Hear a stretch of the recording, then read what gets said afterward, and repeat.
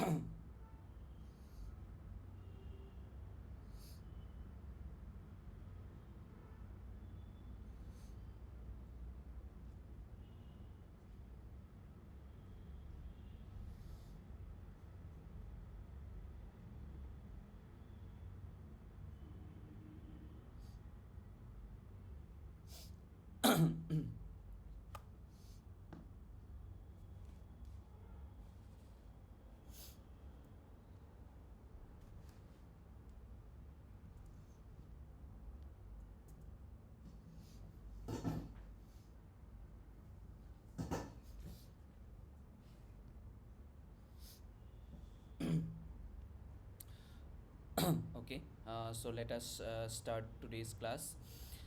So previous classes we have dealt with problems that are related to the steam power cycle, how to increase the efficiency of the steam power cycle, and so on and so forth.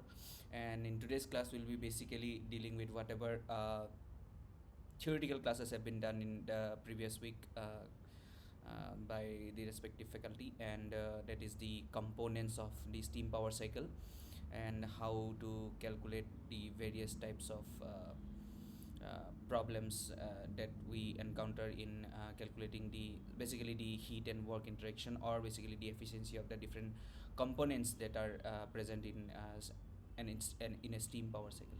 Okay. So the first question is, a steam turbine used the steam used by turbine is 5.4 kg per kilowatt hour at a pressure of 50 bar and at a temperature of 350 degrees Celsius. The efficiency of the boiler is 82% with feed water at 150 degrees Celsius. How many kg of coil having calorific value of 200 to 28,100 kilojoule are required per kilowatt hour, and if the cost of the coil per ton is rupees 500, then what is the fuel cost per kilowatt hour? Okay, so this is a question that is basically related to the boiler efficiency. Okay, and I'll give you 1 or 2 minutes to try to solve this problem, and then I will start this problem.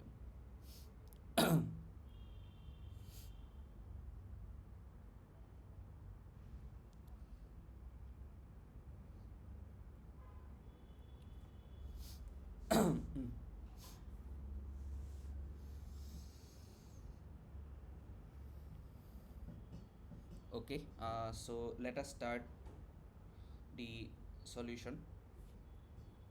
What is given? Mass flow rate of the steam is given to us as 5.4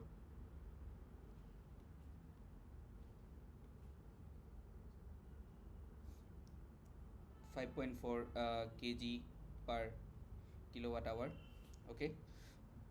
Then yes, now what it is giving to us is that the pressure, okay, the turbine, that entry pressure, okay, that is the pressure at which the uh, heat addition takes place, at which the steam production takes place, is given to us. That is basically your 50 bar. Okay, and your temperature at which the steam is produced. Okay, so let me first draw the schematic diagram if you will try to understand. So if this is my boiler, so from boiler to turbine, this is the only thing which we are required here. Okay, and after this there is one condenser, and then from here this is the pump. Okay, so now if I take this point 1 and this point 2, okay, so basically we are dealing with this point 3 and this is point 4, and basically we are dealing with this part now. Okay, so that means from as the steam is produced from the boiler, it will enter the turbine. So whatever uh, values or data that is provided to us, it is because of that what you call provided in the turbine is basically the output of the boiler, and whatever that is provided in that the entry of the boiler is basically the input to the boiler. Okay, so if you try to draw the TS diagram of this particular cycle, okay, so this is the boiler pressure and this is the condenser pressure. Okay, and we know that this is getting heated, either it is getting to superheated or it is getting to saturated, we don't know. Okay, so this is 1 and this is 0.2 as per this schematic diagram. Okay, and then this will be 3 and then this will be 4. Okay, fine. So basically this here Q1 is added at constant pressure, and this pressure is P, nothing but 50 bar. This is what is given to us. Okay, so now we are basically focused with point 1 and 2. So what is telling that the steam turbine is using 5.4 kg per kilowatt hour, and that is what the mass flow rate of the steam, and the steam entering into the turbine, that is at the point 2. Okay, so that means your T2 is given to us as 350 degree Celsius. Okay, now what it is given to us, that efficiency of the boiler is equal to 82%. Okay, and feed water is at 150 degrees Celsius. That means what, the water entering into the boiler has a temperature of 150 degree Celsius. Okay, so for the first part, these are the things which are required, and then what it is given to us the calorific value, that is CV, is equal to 28100 kilojoule per kilowatt hour. Fine.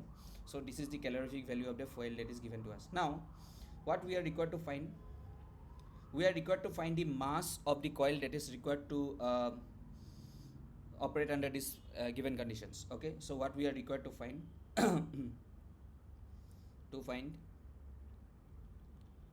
mass of the fuel. Okay, mass of the fuel, that is basically your mass flow rate of the fuel per kilowatt hour. Okay, mass flow rate of the fuel or mass of the per kilowatt hour, whatever it is.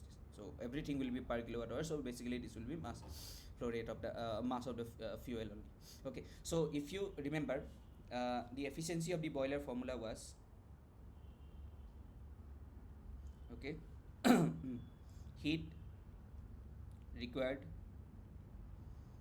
to produce the steam, okay, divided by heat input to the boiler. Okay, now in the previous classes I have discussed that that this boiler, that whatever Q1 amount of heat, that heat can be given by burning coal, by burning diesel, or by burning any other substances, combustible substances, by which the heat can be produced, or by means of any other thing, that like the nuclear, whatever thing. Okay, so now in this case your it is telling us that coil is burned. Okay, and the coil calorific value is given to us. Okay, so the coil is burned and the coil calorific value is given to us. So that means heat input to the boiler will be what? Heat input to the boiler will be mass of the fuel, that is mass of the coil, into calorific value. Okay, why? Because you are burning some fuel, some amount of coil, and it has per kilowatt or per kg, but in this case per kilowatt is given. Per kilowatt it has got some calorific value, so you will burn a total of mf kilo, and because of which you will be getting your total input to the boiler. Okay, but out of this not the total amount of heat can be the steam produced may not require the entire amount of heat that is input to the boiler. Okay, so then our next task will be to find out how we will calculate the heat input to the heat required to produce the steam. So what will be basically the heat required to produce the steam? The heat required to produce the steam will be what? Heat required to produce the steam. Okay, this will be basically Q1. Now how we will calculate the Q1? So I'm going again to this basic thing. This is Q1. Okay, and from here this is 1, and from here this is 2. Okay, and this is my boiler. Okay, now if I will apply the steady flow energy equation here, so what we will get, d e cv by dt will be equal to q dot minus w dot plus h1 m1 h1 plus c1 squared by 2 plus g z1 minus h2 plus c2 squared by 2 plus g z2. Okay, now we know that it is a steady state, so nothing is changed here, and this I mean the energy of the control volume will not change here with respect to time. So there is no any work output from the boiler, we know. So because of this, that will be 0, and these two terms will be cancelling each other because of your what you call, because of your neglecting your changes in kinetic and potential energy in comparison to the changes in the enthalpy. And what is this q dot? This q dot is nothing but basically q1. So from here what I can get, q1 is nothing but h2 minus h1. Okay, so q1 is nothing but h2 minus h1. Okay, so from here now our objective will be to calculate the enthalpy at the point 2, to calculate the enthalpy at the point 1, and then we will subtract it. Okay, now this is per unit mass. Now if you have to get for the total, so that I will just multiply this one with m dot s. Okay, so this is our um, heat that is required to produce the steam. Okay, now the task will be to calculate the h2. So for h2, okay, at the point 2,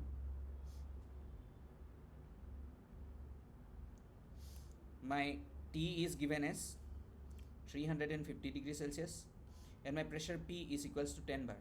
Okay, now what we have to do, we have to go to the steam table. Okay, and you remember that the steam table which I have I've been using is basically in megapascal. So if I convert this into megapascal, this will be basically your 1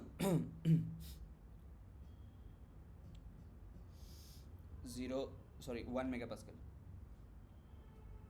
This will be basically your 1 megapascal. Okay, so now what we will go, we will look at pressure based table. Okay,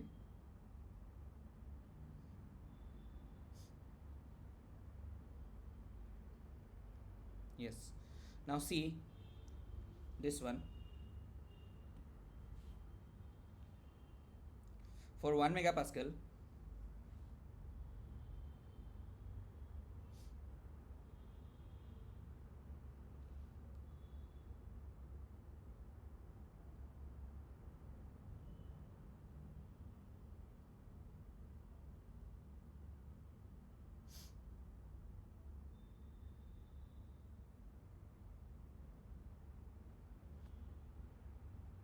okay, so at 1 megapascal, T saturation is equal to 179.878 degrees Celsius. Now our T2 is greater than T saturation at 1 megapascal, so therefore steam at the exit of the boiler is superheated. Okay, so therefore the steam at the exit of the boiler is basically your superheated steam. Okay, so therefore now we have to go to the superheated table, where we will look for 1 megapascal and 350 degrees Celsius, and from there we will get the value of enthalpy at the point 2. Okay.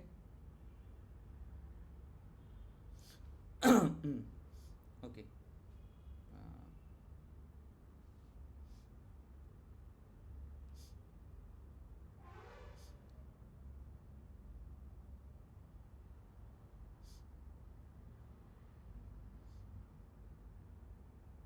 Yes, so this is 1 megapascal, and for 350 degrees Celsius,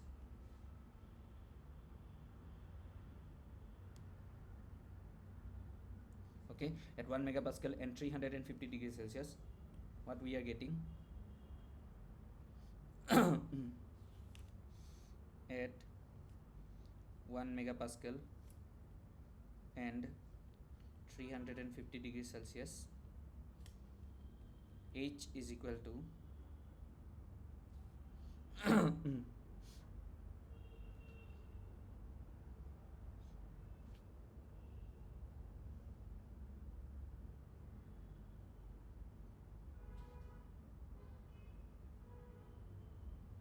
H is equal to 3158.2. Okay, 3158.2 kilojoule per kg. Okay, next is uh, also at 1 megapascal and which one is this one, our 150 degrees Celsius. Now see, our 150 degrees Celsius, that is T1. Let me write this one again. Since T1 is less than T saturated at 1 megapascal, therefore at the entry of the boiler, it is purely liquid. The steam is purely liquid. Okay, so that means now we have to look at the compressible liquid table, which is in the same stage as that is there in your superheated test. So at 1 megapascal and 150 degrees Celsius, 150 degrees Celsius, I have to calculate my H. Okay, 1 megapascal and 150 degrees Celsius, this one. Okay, so there my H is 632.50.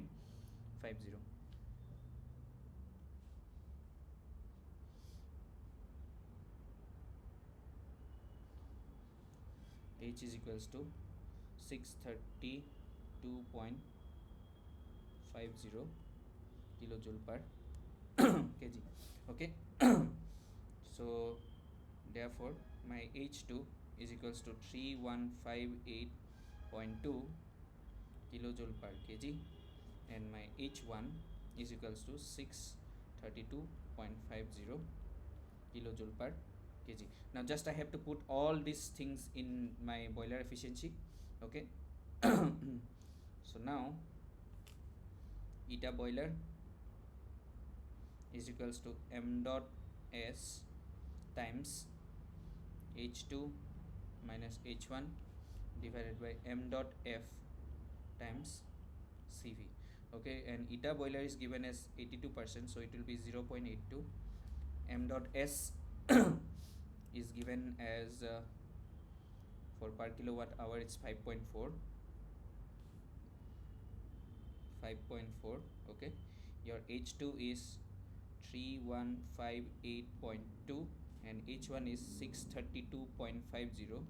M dot F we need to calculate, and your calorific value is so actually this will be MF because that calorific value is per kilowatt hour, whatever is this. Okay, that is your 28100.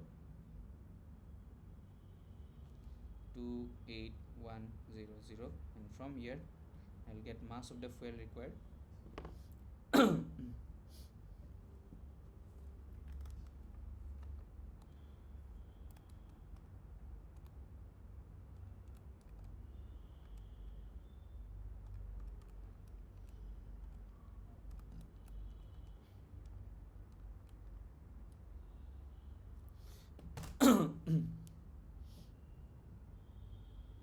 So it is equal to 0.59 kg. Okay, any doubt?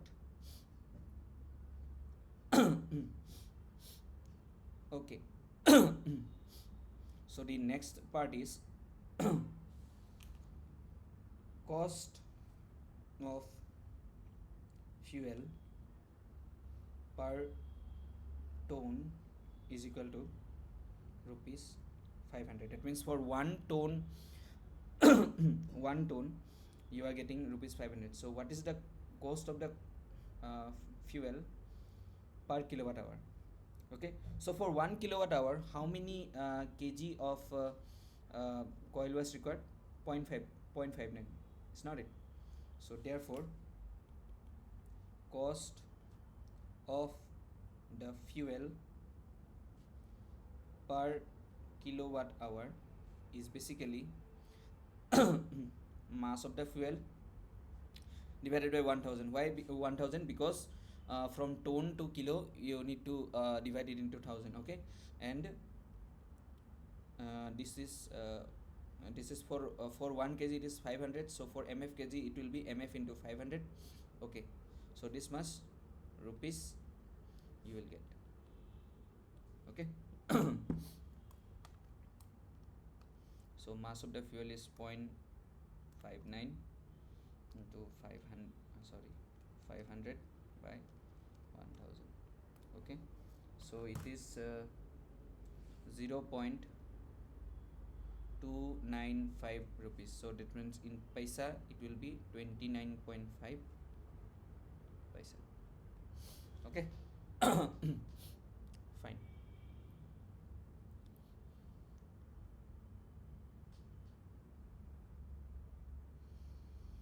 Okay, let us go to the next question then.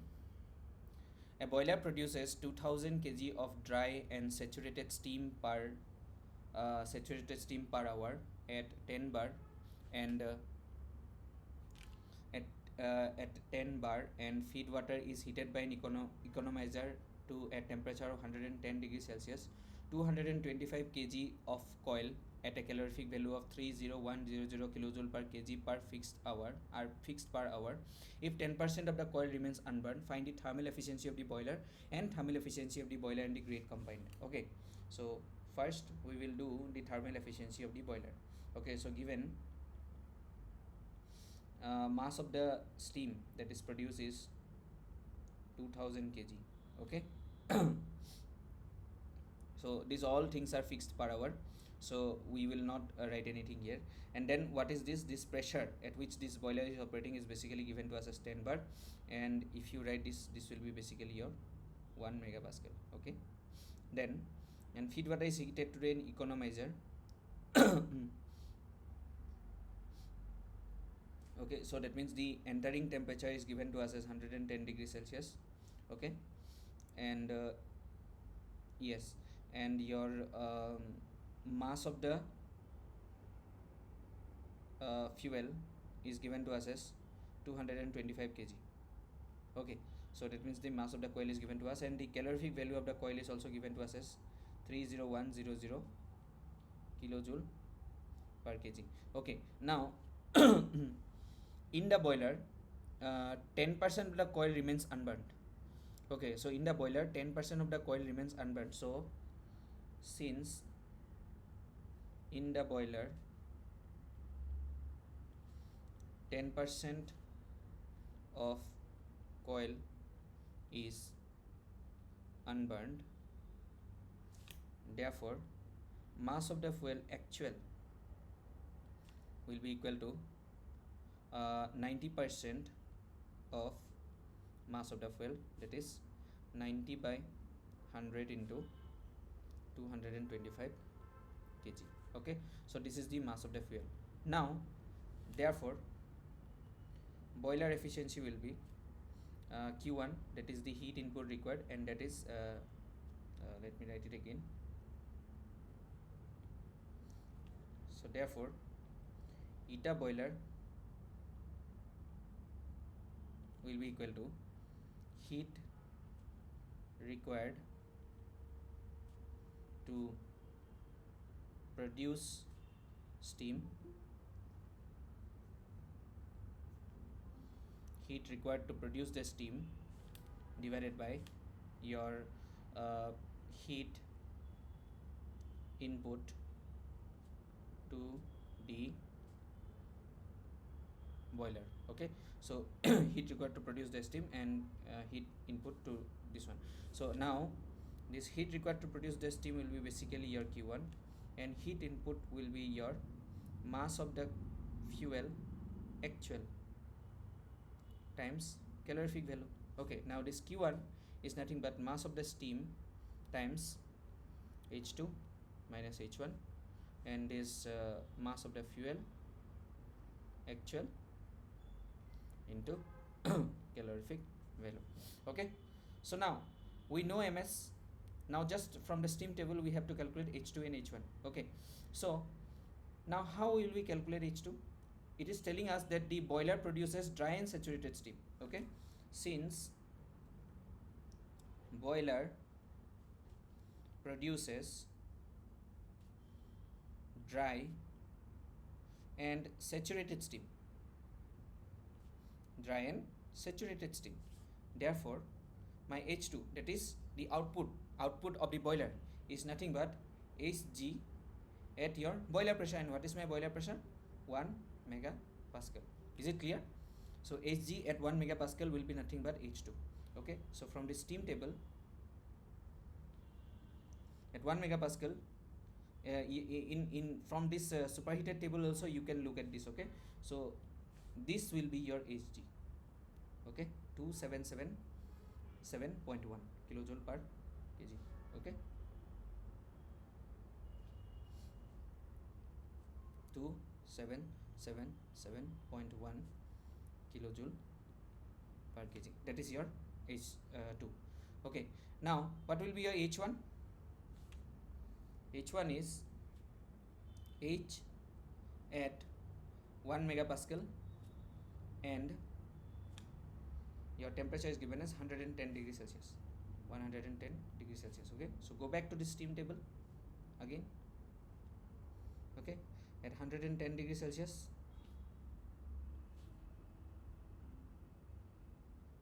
okay, so this is 462.04.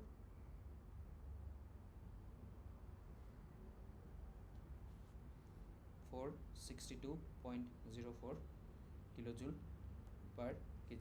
Okay, so therefore your eta boiler will be now, so we have everything now. Mass of the steam 2000. Okay, into H2 2777.1 minus 462.04. Okay, and what is the what you call mass of the fuel is 90 by 100 into 225. Okay, and into calorific value of the fuel. The calorific value of the fuel is 30100.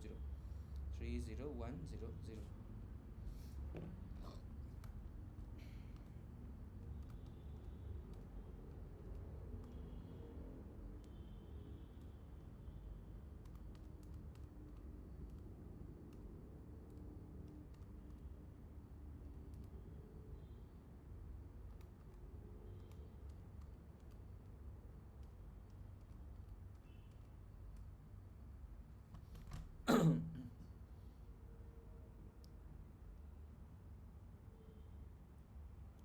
So okay, so you'll get your efficiency of the boiler as 75.9%.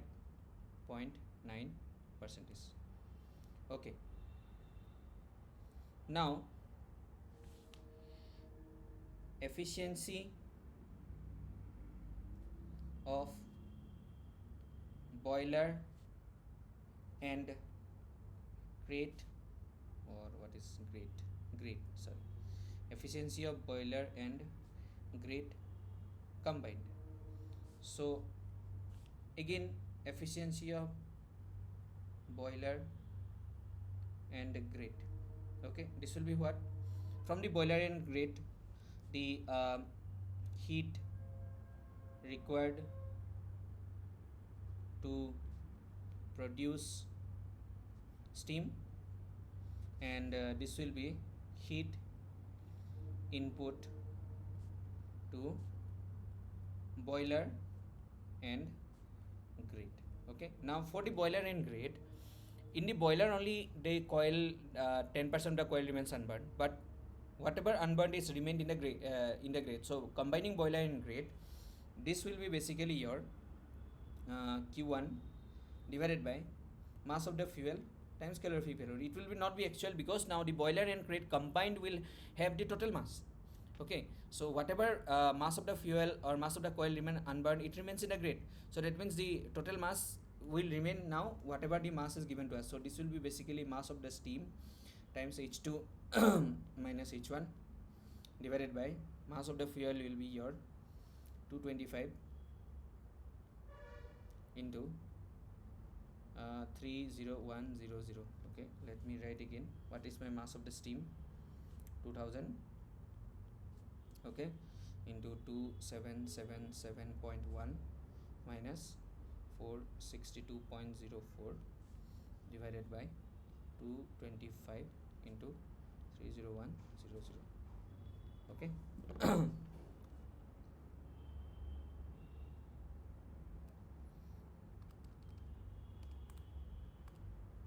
2777.1 minus 462.04 divided by 225 into 30100. Okay. So its efficiency you will get as 68.3636%.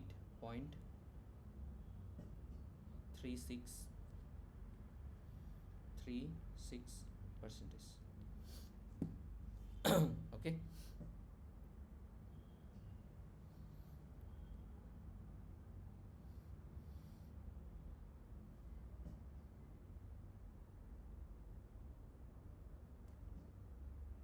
Fine. So let us go to the next question then. A boiler generates 7.5 kg of steam per kg of coil burned at a pressure of 11 bar and from feed water burning temperature at 70 degrees Celsius. Efficiency of the boiler is 70% and the factor of evaporation is 1.15. The specific heat of the steam at constant pressure is 2.3. Now calculate the degree of superheat and the temperature of the steam generated. Okay, and calorific value of the coil in kilojoule per kg. Okay, so now in this case what is given? Mass of the steam is equals to 7.5 kg and mass of the coil is 1 kg. Okay, and pressure is 11 bar. Okay, and T1, that is the temperature that is input, is given to us as 70 degrees Celsius. Okay, it's 1 bar, so this one I can write this one as 1.1 megapascal. Okay, now boiler efficiency is given to us as 70%, and then something is given to us, that is factor of evaporation. Okay, factor of evaporation, which we don't know, will come across this term. What is this? So this is 1.15. Okay, and then it is given to us that specific heat of the steam is given to us as 2.3. Okay. It will be kilojoule per kg Kelvin. Okay.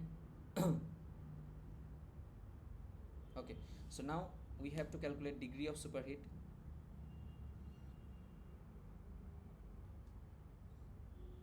Degree of superheat and T2. Okay, so these two we have to calculate. So if we calculate T2, then degree of superheat will be nothing but T2 minus T saturation at that. Okay, so now from the steam table, okay, what basically what we have to do is this one. Okay, so we also need to calculate the boiler efficiency. So from the steam table we have to take the value of T saturation. Okay. And Hg, Hf, these all things we have to take. Okay, so from steam table,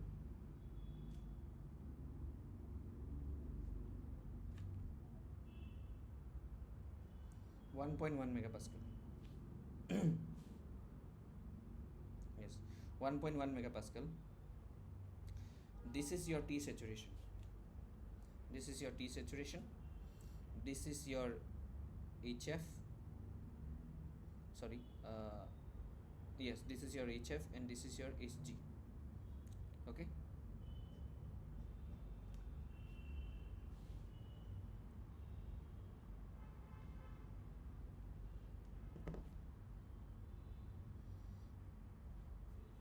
So at 1.1 megapascal, T saturation is equal to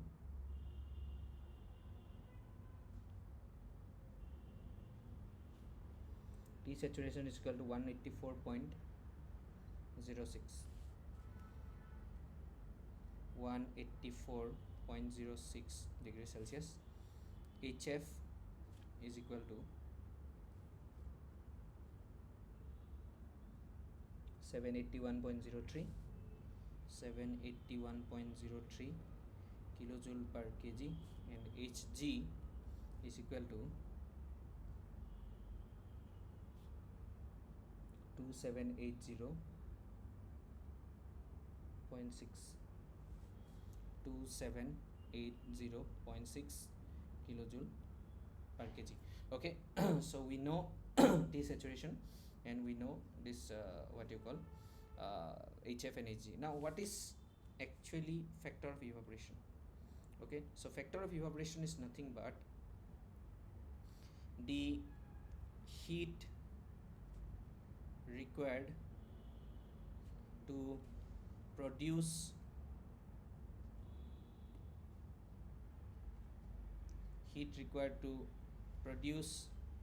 steam. Okay. Heat required to produce the steam divided by your latent heat of vaporization. Okay, fine. So, and also I forgot to take at 1.1 megapascal and 1.1 megapascal and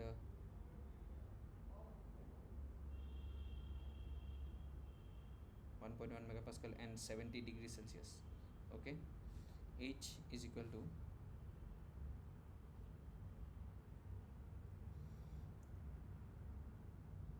70 degrees Celsius, 293 point, it's 293.94. Okay,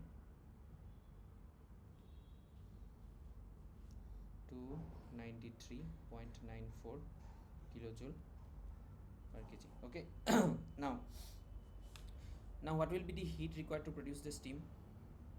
Okay, per kg if you want to look at this. So per kg if you want to heat required per kg. Okay, so heat required to produce the steam will be H2 minus H1, okay, per kg, and latent heat of evaporation is 2257. Okay, now how can you calculate H2 minus H1? Okay, remember this is your TS diagram. Okay, and this is your boiler part. Okay, here is my H1. Okay, and here is my H2. Now I don't have the point 2, so for going to the point H2, the enthalpy from here to here plus the enthalpy from here to here. Okay, so the enthalpy from here to here will be nothing but Hg at this boiler pressure P, Hg at P, and this will be your Cps times T saturation at P minus T2. Okay, fine. So H2 is equals to Hg at 1.1 megapascal plus Cps times T saturation, this will be T2 actually. I should reverse it, yes, otherwise it will be negative sign. So T2 minus T saturation at P. Okay, so this will be what?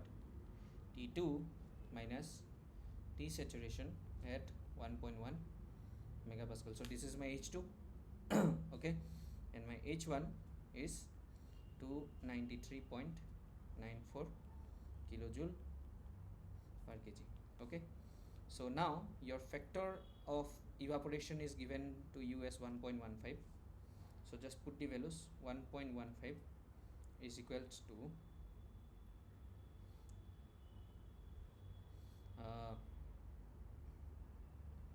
Hg at 1.15 is 2780.6.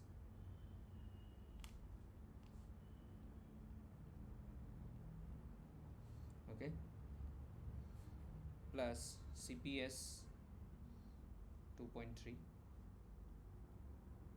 Okay, T2 minus T1. T2 we have to calculate T2, and your T1 is 184 184.06. okay, divided by 2257. Okay.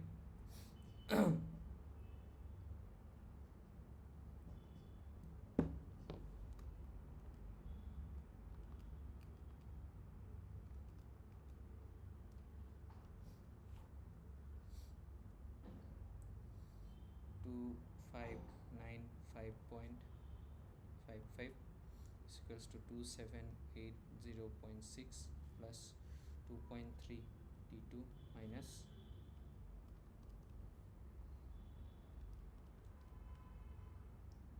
423.338.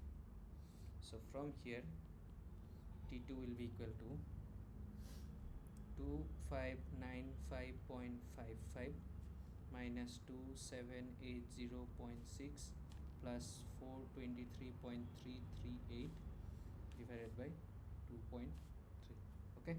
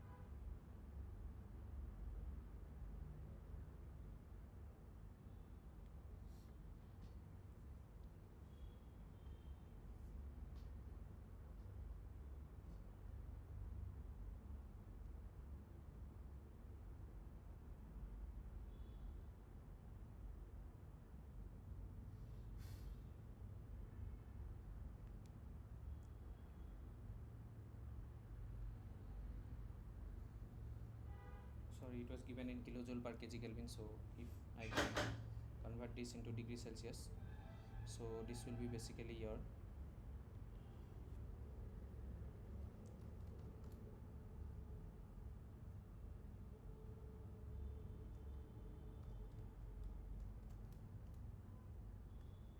457.21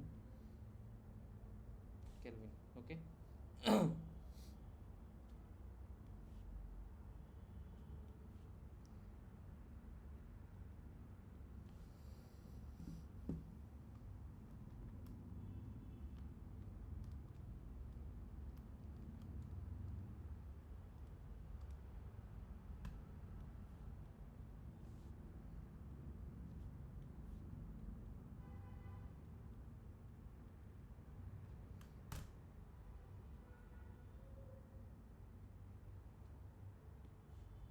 1051.583.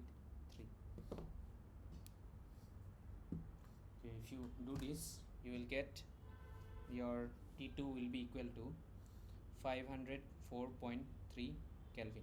Okay.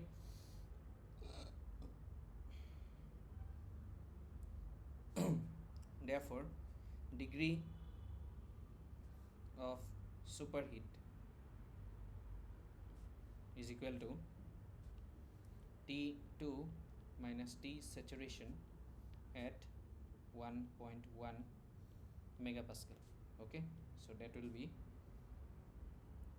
504.3 minus 457.21. okay, so this will be approximately equal to 47.2 degree Kelvin, or delta T can also be written as 4 degrees Celsius. Okay, it will be same thing. Okay, so what is the next one? The calorific value of the coil. Okay, now calorific value of coil. Okay, so it is given to us that the boiler efficiency is actually the boiler efficiency is, it should be 75. Okay, sorry for the printing mistake, it is 75%. So boiler efficiency given to us as 75%. okay, so eta boiler is equal to 75%. Now what is eta boiler? It is nothing but Q1 times mass of the fuel into calorific value, and Q1 is nothing but mass of the steam into H2 minus H1 divided by mass of the fuel into calorific value. Okay, so eta boiler is given to us as 75%, so this one I can write as 0.75. okay, mass of the steam is given as 7.5. okay, H2 is nothing but your, you have to calculate this from the steam table. okay, and your H1 is given as 293.94. okay, and from here mass of the fuel is given as 1 kg, and the calorific value we need to calculate. So how will you calculate H2? H2 is nothing but H at P equals to 1.1 megapascal, and T is equals to your 504.3 Kelvin, or that is equal to your 504.3 minus 273.15. okay, so that will be your 231.15 degree Celsius. okay, and this H2 value, please look at the steam table.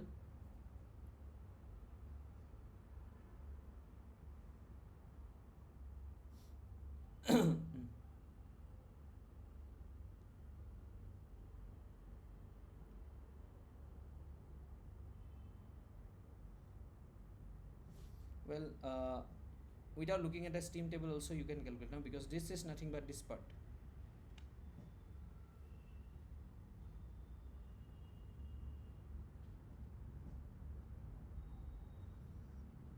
okay, so this is nothing but this above numerator part, this one.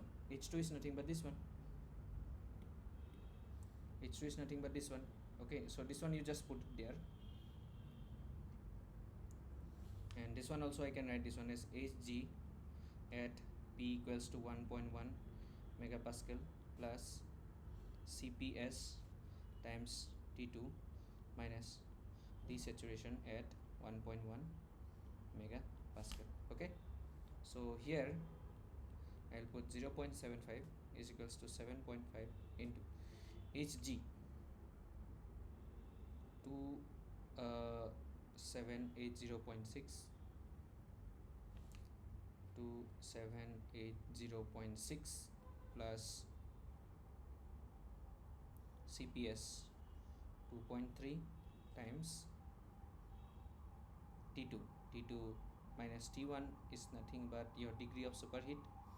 okay, and your degree of superheat I've just found out is 47.2. okay,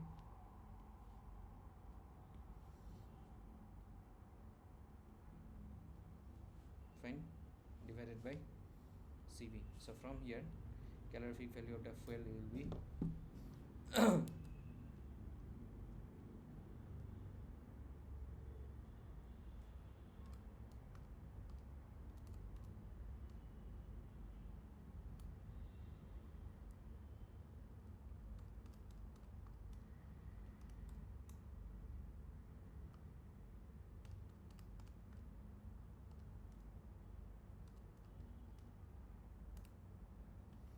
it is 28891.6 kilojoule per kg.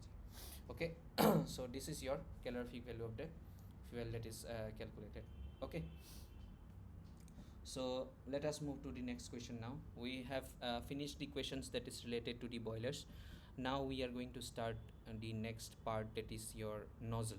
Okay, so from the boiler it enters the turbine, and before entering the turbine it has to pass through the nozzle. Okay, and there are different types of nozzle, but most importantly is the convergent divergent nozzle, which basically is used in almost all the steam power plants. So we'll be dealing few of the questions from the convergent divergent nozzle type of questions. Okay, so what it is telling us that a convergent divergent adiabatic steam nozzle is supplied with a steam at 10 bar and 250 degrees Celsius.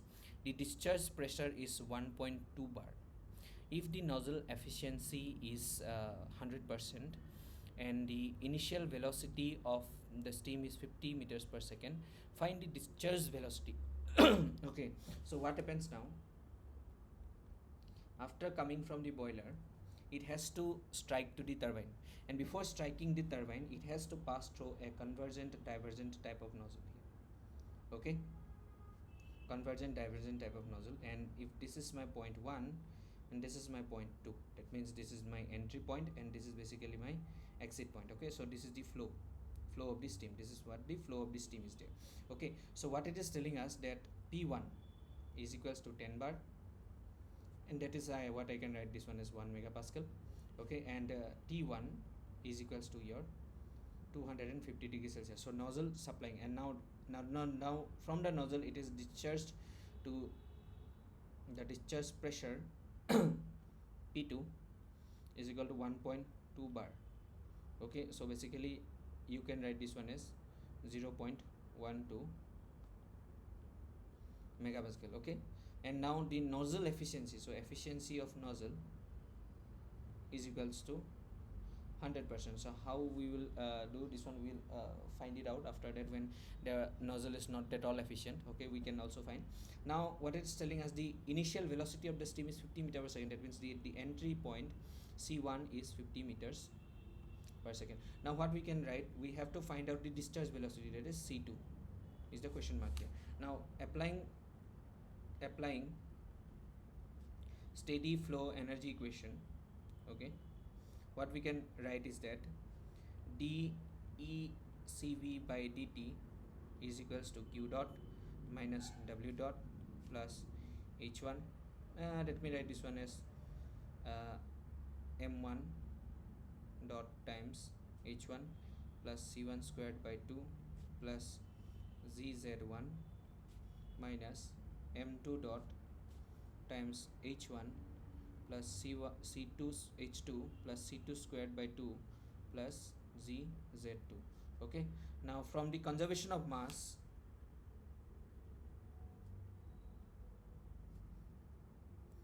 conservation, M1 dot will be equal to M2 dot. So this one, let me write this one just as a simple M dot.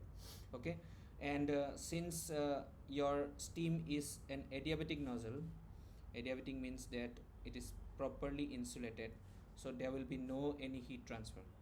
Okay, and also in the nozzle there is no any work transfer, so this part will also be equal to 0, and in the steady state this part is also equal to 0. Okay, so from here we are left out as M dot times H1 minus H2 plus C1 squared minus C2 squared by 2 plus Z of Z1 minus Z2 is equals to 0. Okay, now neglecting the changes in kinetic energy and potential energy. Okay, so sorry, the neglecting, I cannot change the neglecting the changes in potential energy. Okay, neglecting the changes in potential energy. What we can write this one as, and this M dot also will go M H1 minus H2 plus C1 squared minus C2 squared by 2 will be equal to 0. Okay, so from here, if we know Therefore, if we know H1 comma H2 and C1, we can calculate C2. So this is basically our objective. To calculate C2, we have to know H1, H2 and H3. Now in this question we are given C1. Okay, now we just have to calculate H2 and H1 and then we'll directly get our answer. Okay, so what it is telling us that at 10 bar, that is 1 megapascal, your 250 degrees Celsius. So what we will find out, H1 is nothing but H at 1 megapascal and 250 degrees Celsius. Okay,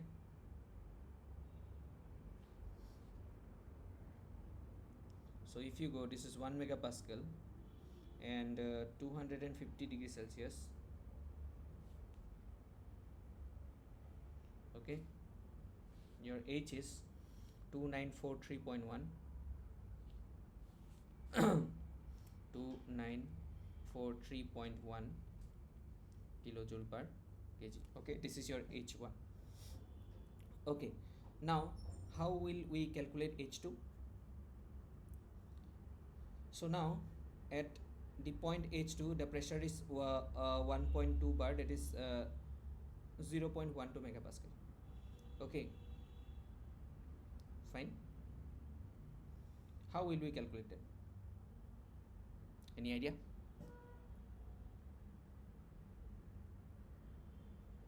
See, process 1 to 2 is isentropic. Okay, so therefore whatever S is at 1, that will be equal to S2. So we will take S1 value also. S1 is nothing but S at 1 megapascal and 250 degree Celsius. Okay, so that is basically your 6.9265. Okay, 6.9265 kilojoule per kg Kelvin. Now therefore S2 can also be written as SF at P2. Did I name this? Yeah, SF at P2 plus SF at P2 plus X2 times SG at P2 minus SF at P2. Okay, so from here we can get X2. What is S2 now? 6.9265. Okay, is equal SF at P2. What is P2? My 0.12 megapascal. Okay,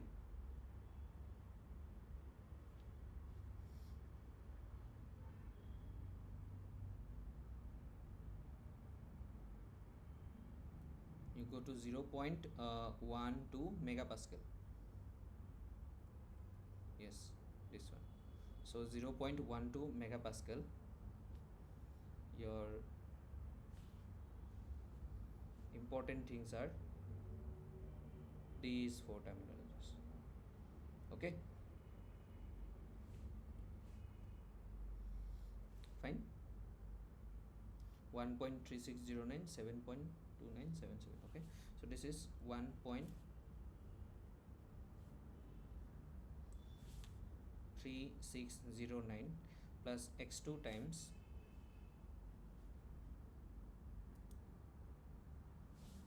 7.2977 minus 1.3609. Okay, so from here I get x2 is equals to 6.9265 minus 1.3609 by 7.2977 minus 1.3609. Okay, 0.937. So that means now my steam quality at the exit of the nozzle I have got. So therefore my H2 will be nothing but H1, sorry, HF at P2 plus X2 times Hg at P2 minus HF at P2. Okay, so this one H2 will be equal to HF.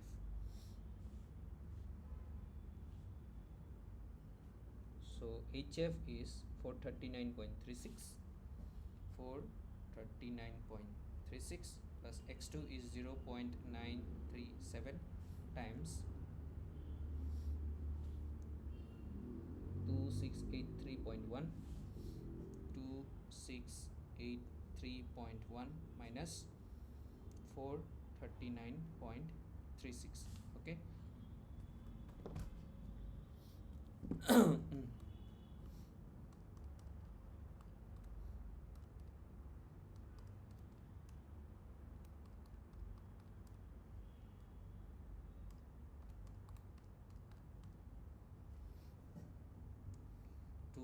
2541.74 kilojoule per kg. Okay, so I have got H2 now.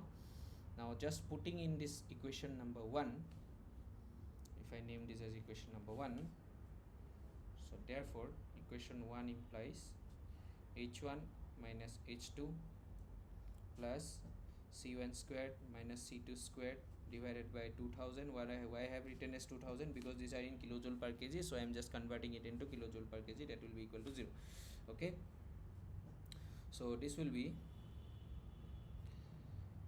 2000 times H1 minus H2 is equal to C2 squared minus C1 squared. Okay, so C2 is nothing but C1 squared plus 2000 into, sorry, H1 minus H2 and that root over. Okay, so what is your C1? C1 is 50. Okay, plus 2000 times H1 2943.1, 2943.1 minus H2 is 2541, 2541.74. Okay, meters per second.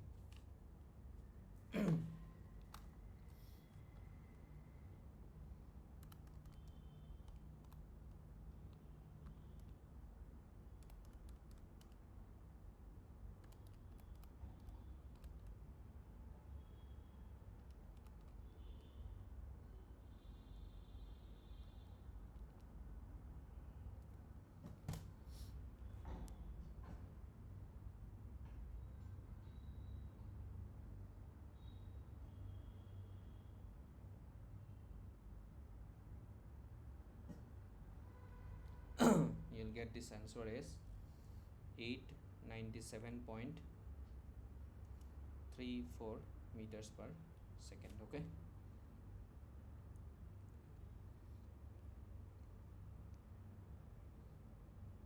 fine.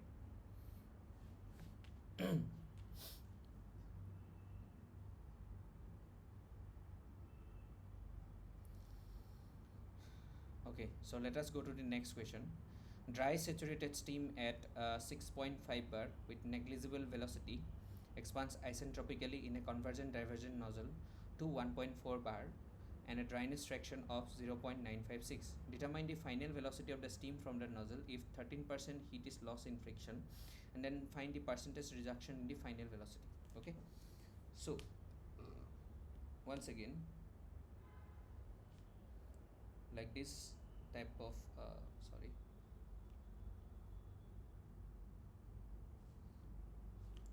like this shape of a convergent divergent nozzle is there. So this is 1, this is 2, and this is just the direction. Okay, so P1 is given as 6.5 bar. Okay, and P2 is given as 1.4 bar, and x2 dryness fraction at the exit is given as 0.954. Okay, now then determine the final velocity. Nozzle 13% of the heat is lost in friction. 13% heat is loss in friction. Okay, so find the final velocity and also find the percentage reduction in the final velocity. Okay, so again, if you do the steady flow energy equation, okay, applying steady flow energy equation and neglecting potential energy changes, okay, what we can write is h1 minus h2 plus c1 squared minus c2 squared by 2000 is equal to 0. Okay, now what it is telling us that the entry velocity is almost negligible. Okay, the entry velocity is almost negligible. The negligible velocity is with it is entering. So this can also be written as h1 minus h2 is equals to c2 squared by 2000, since c1 is almost equals to 0. So that means that this almost equal to 0 meaning is what, that c1 is very less than c2. Okay, c1 is very less than c2. So from here we can write c2 is equals to root over 2000 times h1 minus h2. Simple. Okay, but there is a twist here. What is the twist here? Because the heat that is actually getting lost, 13% of the heat is actually getting lost here. Okay, so that's h1, that h1 minus h2 is not the total enthalpy drop. Out of that enthalpy drop, 13% is lost. So from there 0.87% will only be coming. Okay, so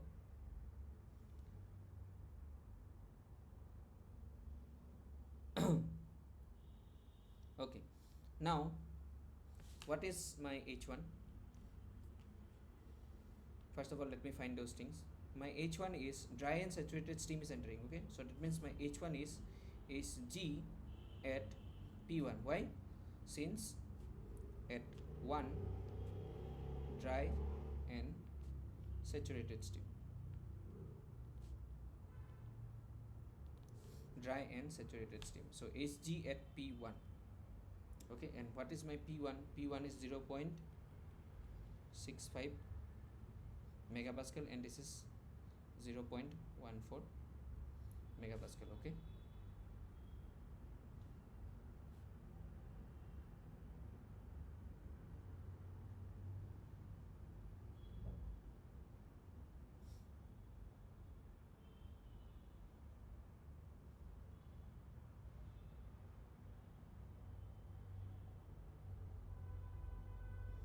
yes, so 0.65 megapascal.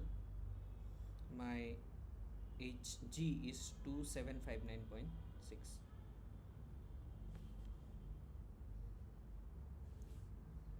Two seven 2759.6 kilojoule per kg. Okay, then dryness fraction at the point 2 is given to us as x2. So my h2 will be hf at p2 times x2 into hg at p2 minus hf at p2. Okay, so what is my p2? P2 is 0.14 megapascal.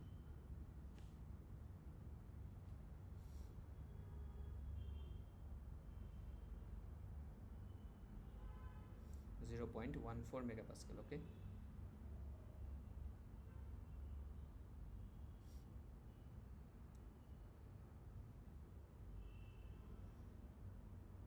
yes, so at 0.14 your 458.42 458.42 plus x2 is given as 0.954 times 2690 minus 458.42. Okay. 0.954 into 2690 minus 458.42 plus 458.42. So this will be equal to your 2587.34 kilojoule per kg. Okay. Now out of this the total enthalpy drop is H1 minus H2. So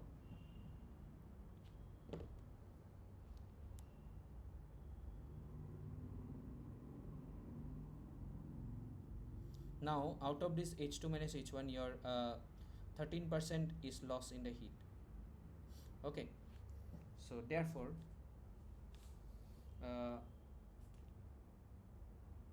your actual loss will be what? Sorry, the final velocity C2 will be 2000 times H1 minus H2 into 0.87. Why? Because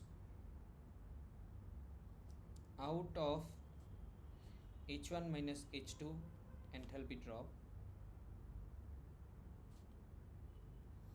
comma, 13% is lost as heat.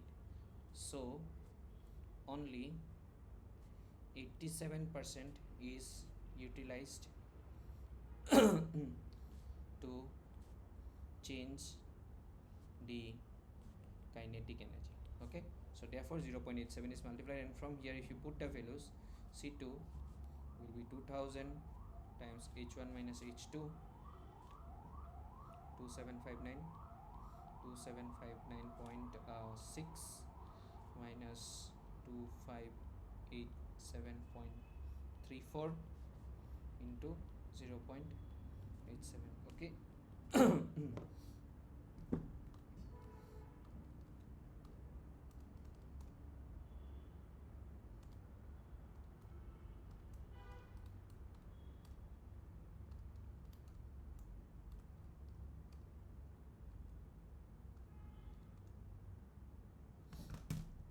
So this is equal to your 547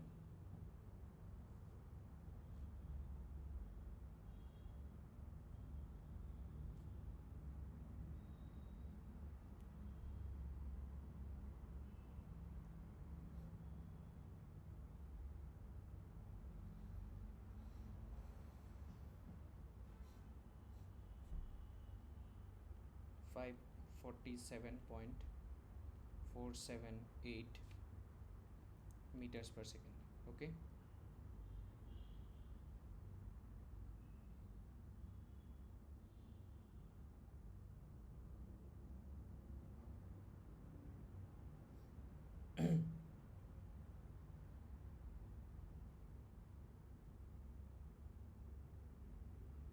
Oh, sorry.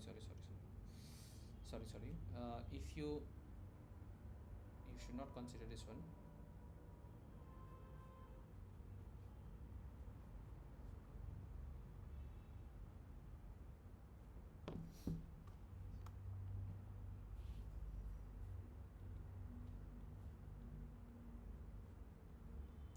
Two thousand times 2759.6 minus 2587.34. Okay.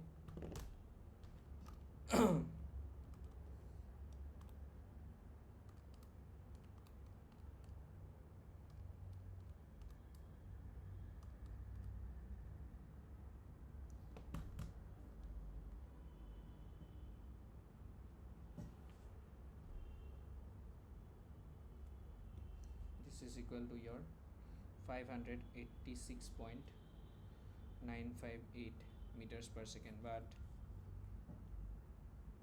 since 13% is loss as heat, therefore actual C2 is equals to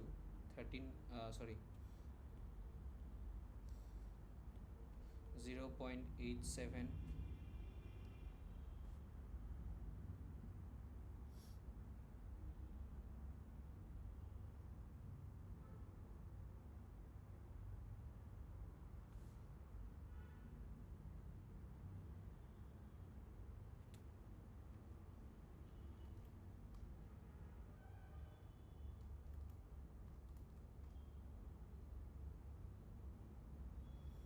into 2000 into h1 minus h2.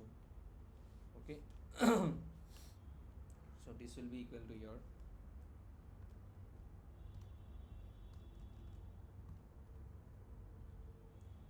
2759.6 minus 2587.34. Okay, so that will be 547.47 meters per second. Therefore percentage reduction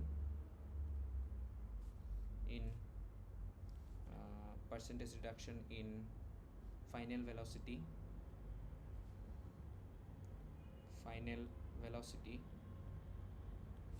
this will be equal to your C2 minus actual C2 by C2 into 100%.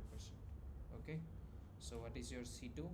586.958 minus 547.47 divided by 586.958 into 100%. Okay.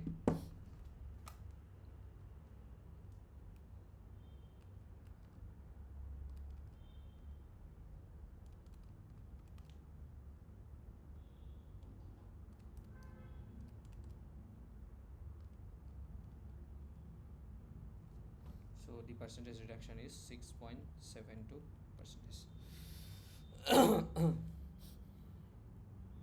Okay, let us go to the next question then. A convergent divergent nozzle receives steam at 7 bar and 200 degrees Celsius and expands isentropically into a space of 3 bar. Neglecting the inlet velocity, calculate the exit area required for a mass flow of 0.1 kg per second. Okay, so once again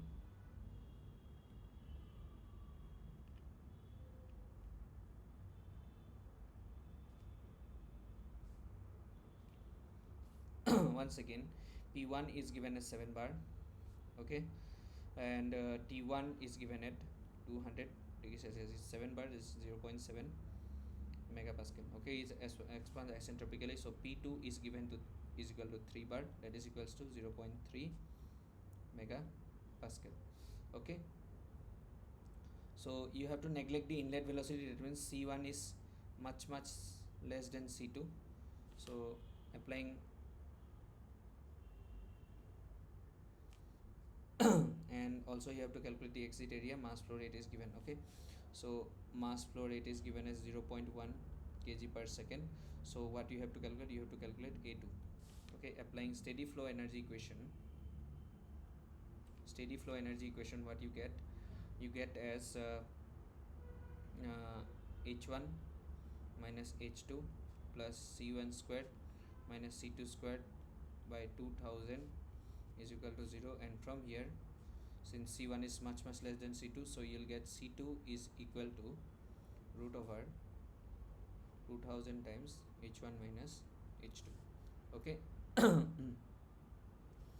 Then from that, m dot is equals to rho 1 a1 c1 is equals to rho 2 a2 c2, and from here you can calculate a2.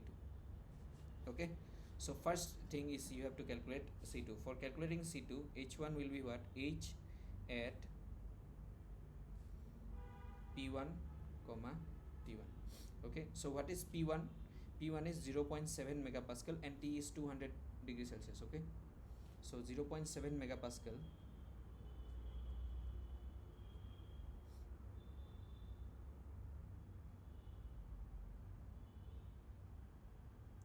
okay, so 0.7 megapascal we have got here, and 0.7 megapascal and 200 degrees Celsius. Okay, 200 degrees Celsius, your H is 2845.3. 2845.3 kilojoule per kg. Also we will calculate S1, that is S at P1 comma T1, which is nothing but 6.8884 kilojoule per kg Kelvin. Okay, now S1 is equals to S2, that is equals to 6.8884 kilojoule per kg. Also S2 is nothing but SF at P2 plus X2 times Sg at P2 minus SF at P2. Okay, so this is what 6.8884, and SF at P2, what is P2 is your 0.3 megapascal.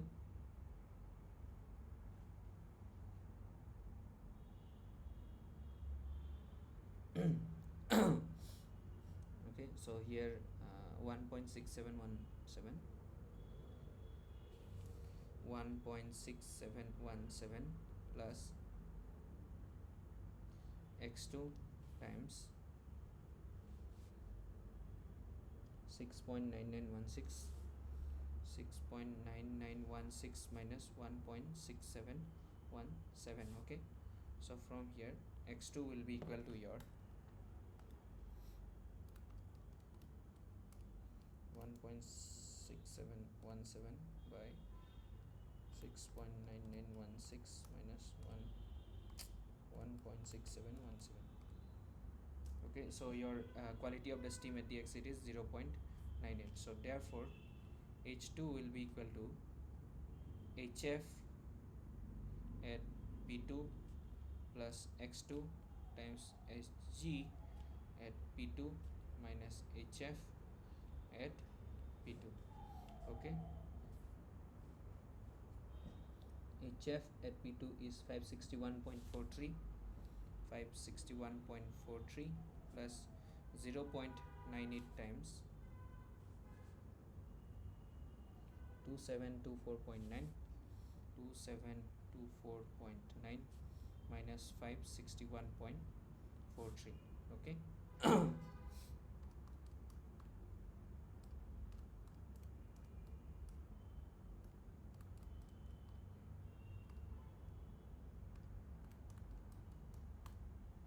So this one you will get as 2681.63 kilojoule per kg. Okay, so therefore C2 is equals to root over 2000 times 2845.3 minus 2681.63 meters per second. Okay, 2845.3 minus 2681.63. okay, so this will be 572.13 meters per second. Okay. Now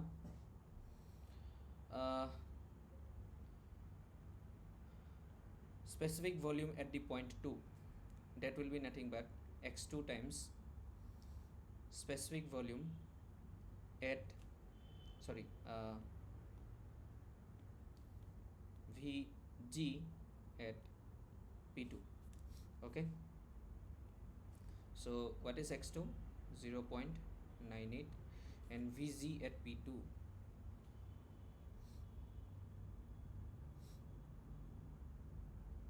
is 0.60576. 0 0.60576. Okay,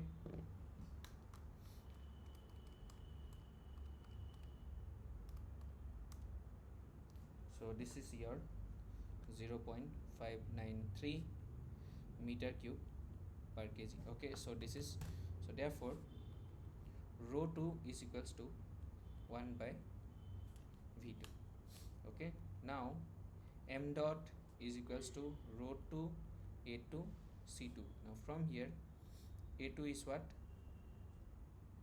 m dot by rho 2 into c2. Now 1 by rho 2 is what, v2 into m dot divided by c2. What is v2? 0.593.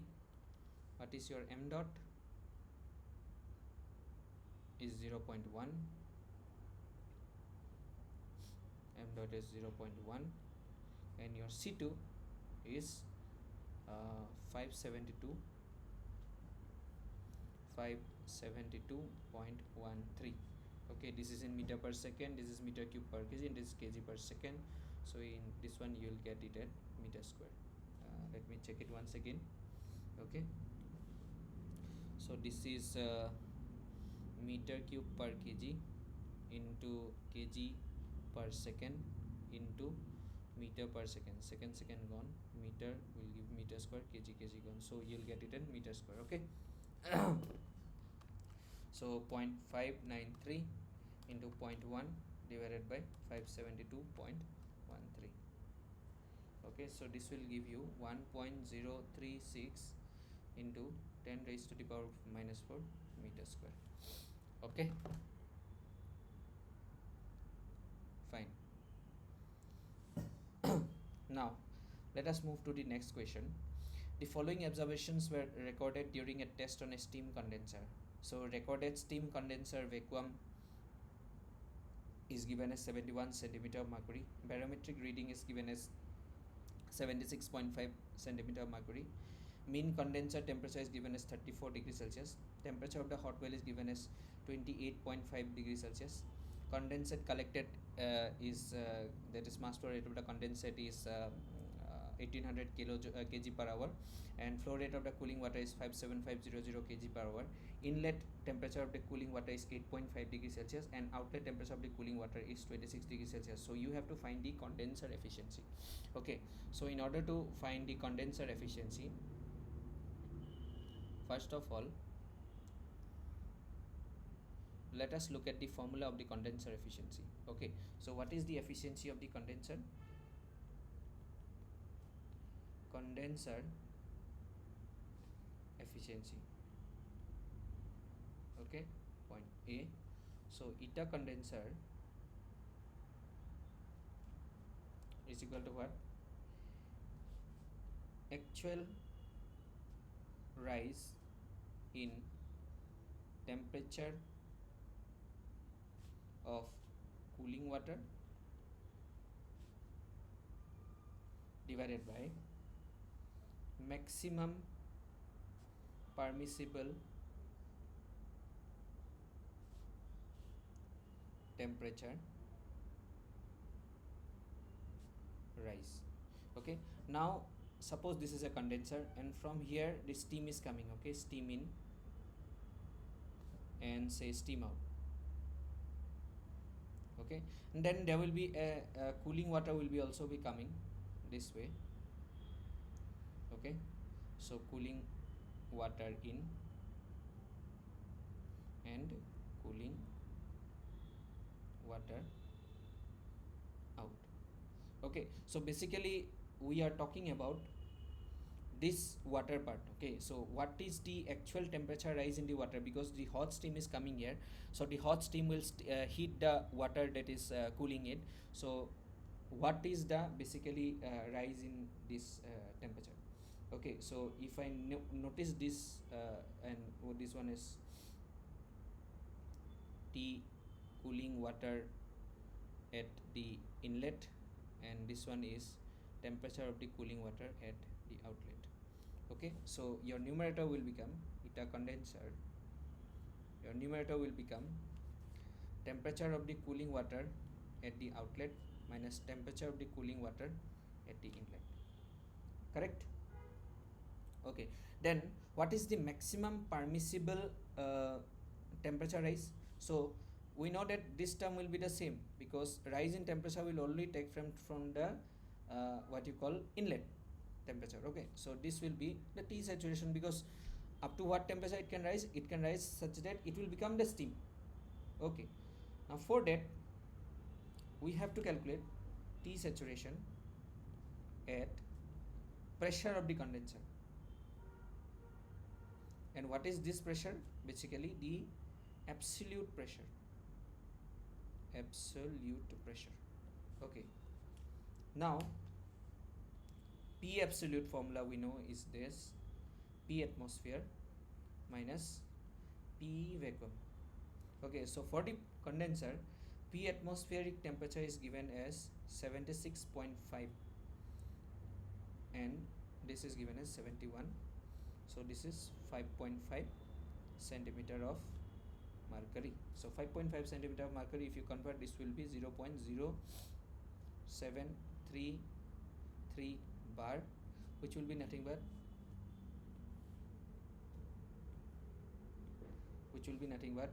0.00733 megapascal. That can be approximately written as 0.01 megapascal. So in the steam table we will be looking at 0.01 megapascal. Okay, so T saturation at 0.01 megapascal is what? Just go to the steam table and check for 0.01.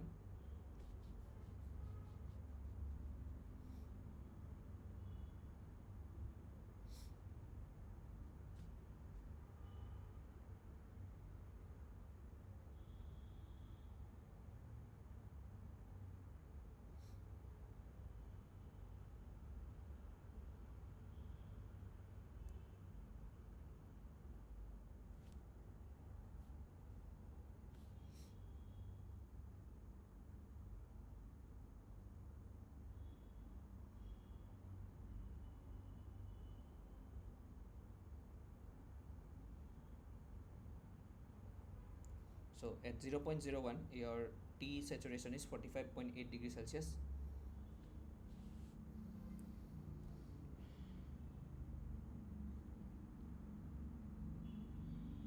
.8 degrees Celsius. So therefore eta condenser is equals to TCW outlet temperature is 26 degrees Celsius. Yes, actual 26 degrees Celsius. I'm sorry, 26 minus inlet temperature is 8.5. Maximum permissible is 45.8 minus 8.5. Okay,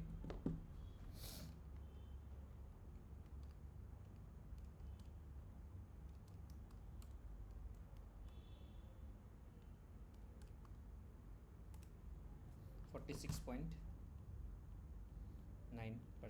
Okay, so this is your efficiency of the condenser. Okay, now state of the steam entering the condenser. So that means at the entry of the steam, this steam in part. Okay, this steam in part. So what is the condition? So state of the steam. So basically we have to calculate. If I name this as 0.1, if I name this as 0.2, I should calculate x1. Okay, fine.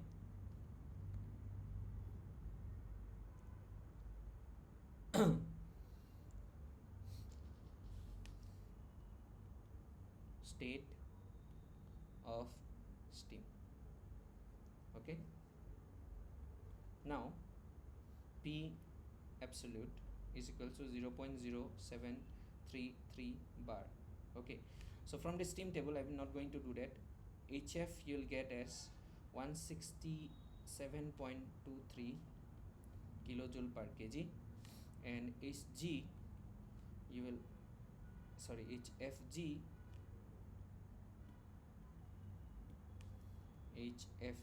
you will get as 24 0.06 kilojoule per kg. Okay,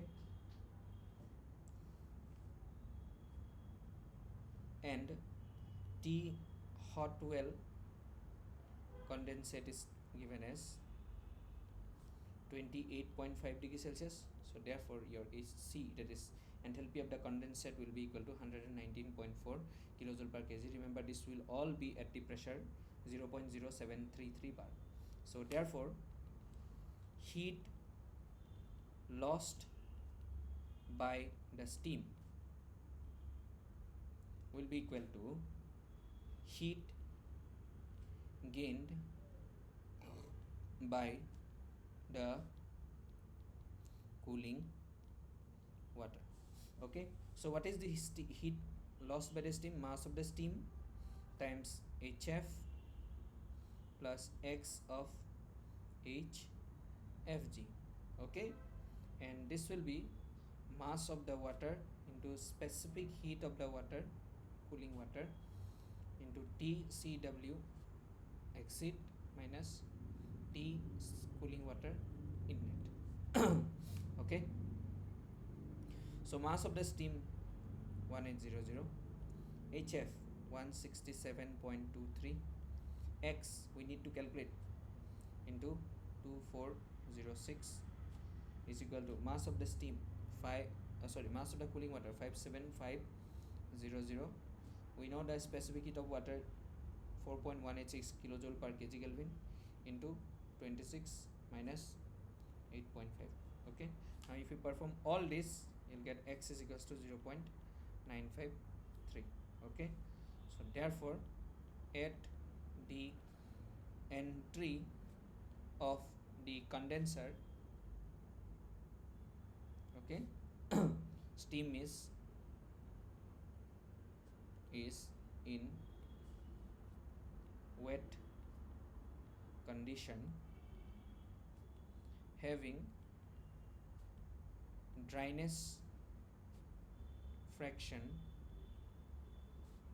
of 0.953. Okay. Fine, so let us move to the next question now.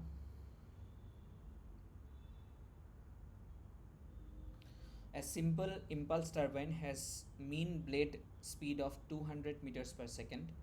The nozzle are inclined at an angle 20 degree to the plane of rotation of the blades. Steam from the nozzle is 600 meter per second. Turbine uses 3500 kg per hour of the steam. Absolute velocity at the exit is along the axis of the turbine. Find the inlet and the exit angles of the blades, the power output of the turbine, diagram efficiency, and then the axial thrust. Okay, so first of all, let me draw the blade.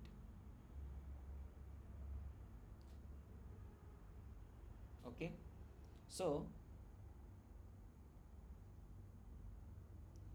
C1, this theory part is discussed to you in class in great details. Okay, this is VV and this is W2, but in this case what is happening, that C2 is coming in the axial direction. Okay, in the axial direction. Okay, fine.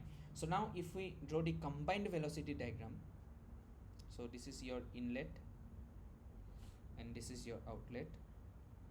So the combined velocity diagram will look like this. Is your VV, which is the common part.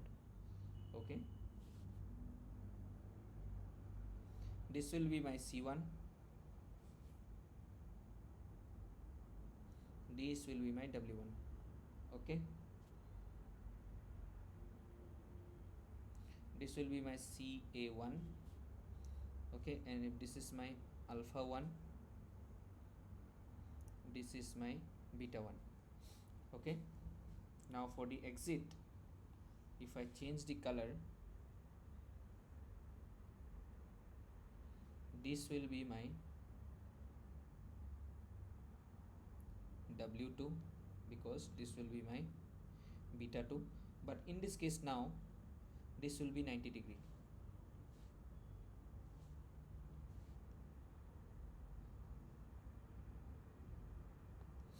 Okay, so this is your 90 degree. Okay, and this is my C2, which is nothing but Ca2. Okay.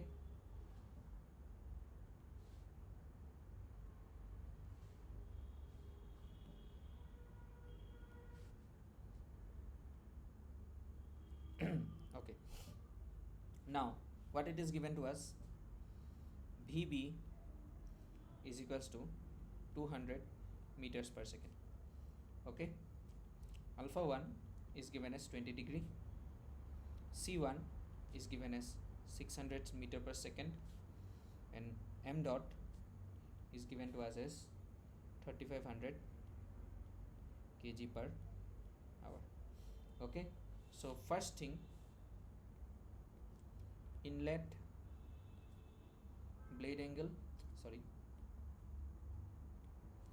inlet blade angle beta 1 and exit blade angle beta 2. Okay, these two we have to calculate at first. Now from the inlet velocity triangle,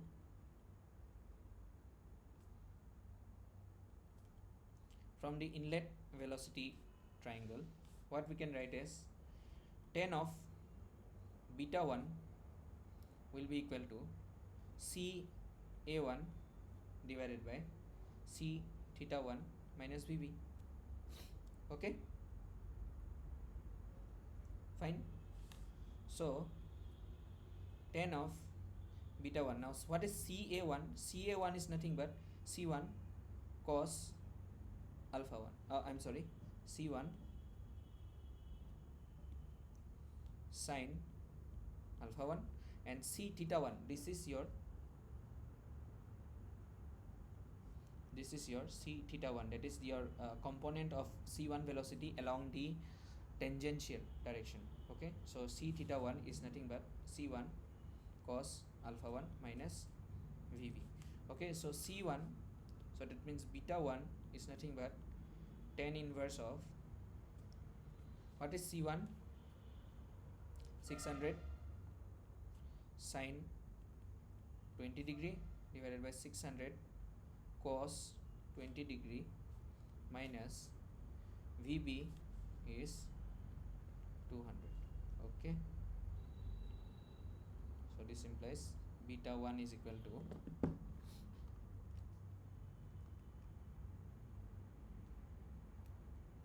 600 sin 20 by 600 cos 20 minus 200. Okay, so it's 29.42 degree. Okay, 29.42 degree. Okay, now again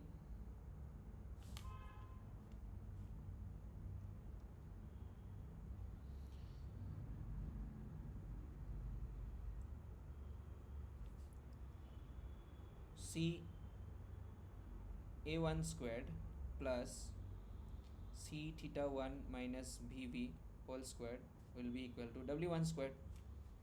How? Because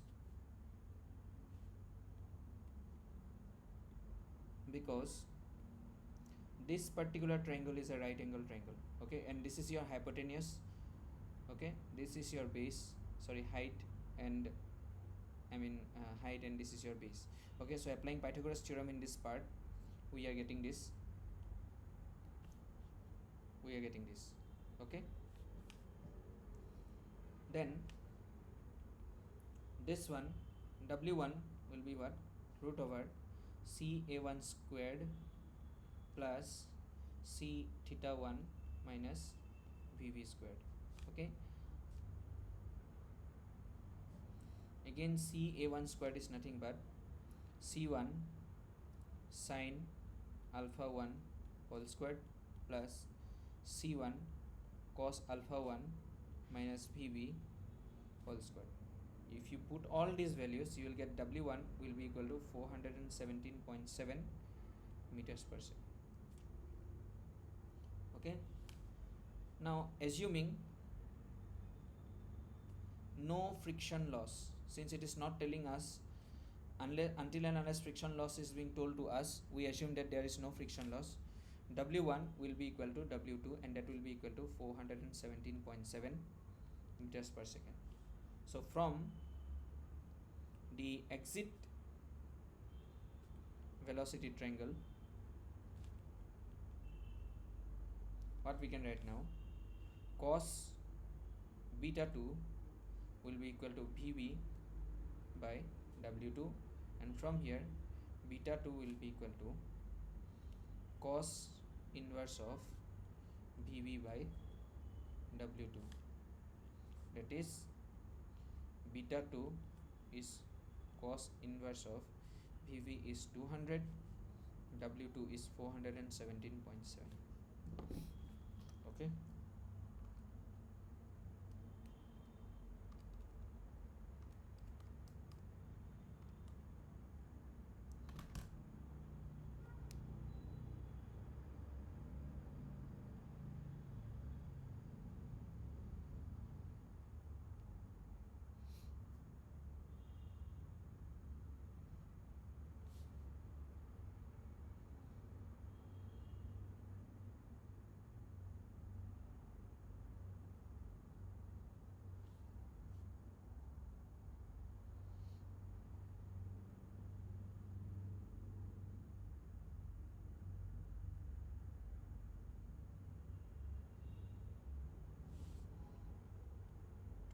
.6 degree.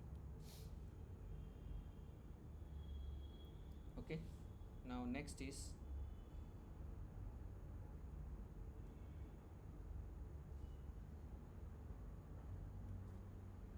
power output. Okay, so power output will be equal to m dot times delta c theta into Vb, where delta c theta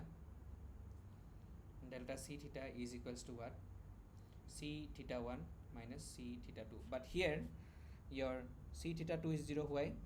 Because exit steam is in axial direction. Okay, so therefore power output is equal to m dot times c1 cos alpha 1 times Vb. Okay, and what is m dot?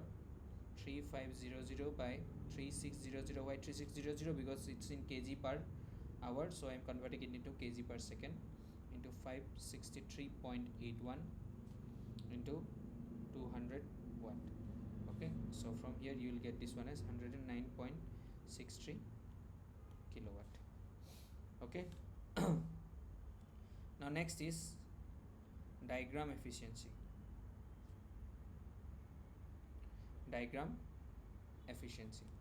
Okay, so what is eta diagram? That is rate at which work is done on the blades divided by rate of energy input to the blades. Okay, now what is the rate at which energy is input?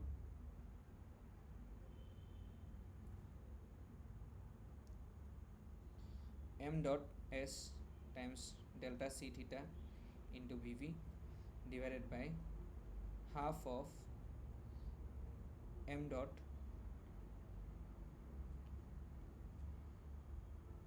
into c1 squared. Okay, and if you put all this, you will get this one as 62.64%. Okay, now next part is your axial thrust.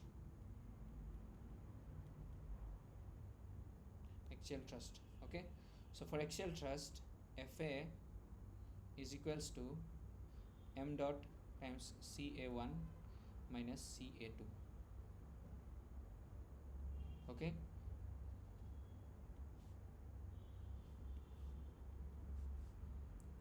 Ca1 is equals to C1 sine alpha 1, that is equals to 205.21 meter per second.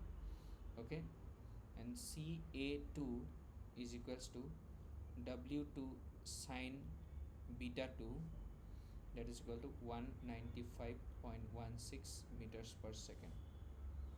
So therefore Fa 3500 by 3600 into 205.21 minus 195.16, this will be equal to 5.11 Newton. Okay. Now the last part.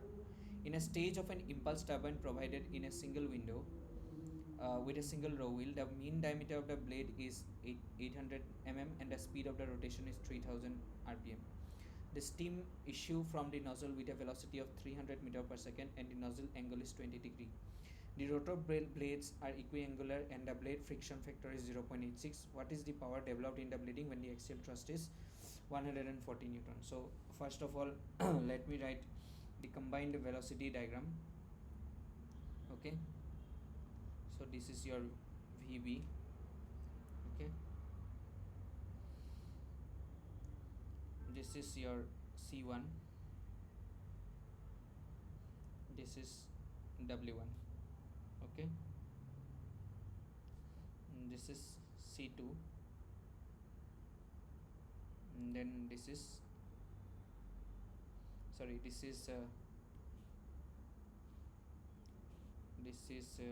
W, this is W2, and this is C2. Okay. And this is beta 1, this is alpha 1, this is beta 2, and this is alpha 2. Okay. Fine. So VB will be equal to what? Pi dn divided by 60. So pi diameter is given as 0.8 into 3000 divided by 60, so that will be equal to 125.6 meters per second.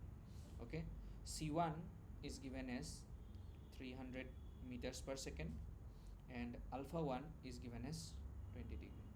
Okay, so therefore 10 beta 1 is equals to what? C1 sine alpha 1 divided by C1 cos alpha 1 minus VB, just like the previous case, and from here beta 1 I will get as 33.3 degree. Now since rotor blades are equiangular, therefore beta 1 is also equal to beta 2, and that is also equal to 33.3 degree. Okay. Fine. Now therefore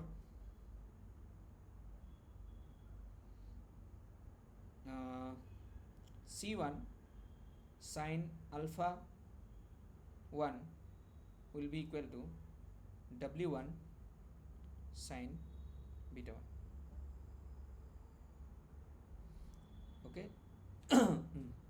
So from here W1 I can get as 187 meters per second. Okay, now the friction factor KB is given as 0.86. Now what is KB? KB is the friction factor, and that is equals to your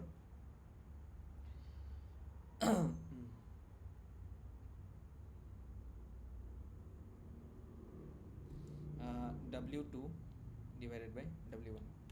So therefore W2 is what? KB times W1, that is 0.86 times 187 meters per second, and that is equal to 161 meters per second. Okay, fine. Now axial thrust is given to us as 140 Newton. Now axial thrust formula is what? M dot times C A1 minus C A2. Okay, so M dot times what is C A1? C A1 is nothing but C1 sine alpha 1 minus C2 sine alpha 2. This can also be written as W1 sine beta 1 minus W2 sine beta 2. Now since W1 and W2 are same, sorry, not same, it's 0.87, so what I can write this one as sorry, beta 1 and beta 2 are same, so this one I can write this sine beta 1 times W1 minus W2. Now if I take W1 common, M dot times W1 sine beta 1 into 1 minus W2 by W1, which will be nothing but M dot times W1 sine beta 1 into 1 minus KB. Okay, so M dot, what is W1 is 187 sine, what is beta 1? 33.3 into 1 minus 0.86. So from here, and this is equal to 140, so from here your M dot is equal to 9.7456 kg per second. Okay, now therefore power developed is equal to what? M dot times delta C theta times VV. Okay, and this can also be written as M dot times C1 cos alpha 1 minus C2 cos alpha 2 into VV. Now this has been derived it very properly, that this can also be written as W1 cos beta 1 plus W2 cos beta 2, okay, into VV. Fine. So this will be equal to M dot times cos beta 1 into W1 plus W2 into VV. Okay, and this will also be written as M dot into VV into W1 cos beta 1 into 1 plus W2 by W1. Okay, and this is also M dot times VV W cos beta 1 into 1 plus KB. Just put all these values, you got M dot is equals to 9.7456, okay, into VB you have already calculated in the very first, and that is equal to 125.6. W1, you got W1 as 187 cos 33.33 into 1 plus 0.86. okay, if you put all these values, you will get this as 355.84 kilowatt. Okay. Fine. So with this I will conclude today's class, and hope to see in the next class. Okay, thank you.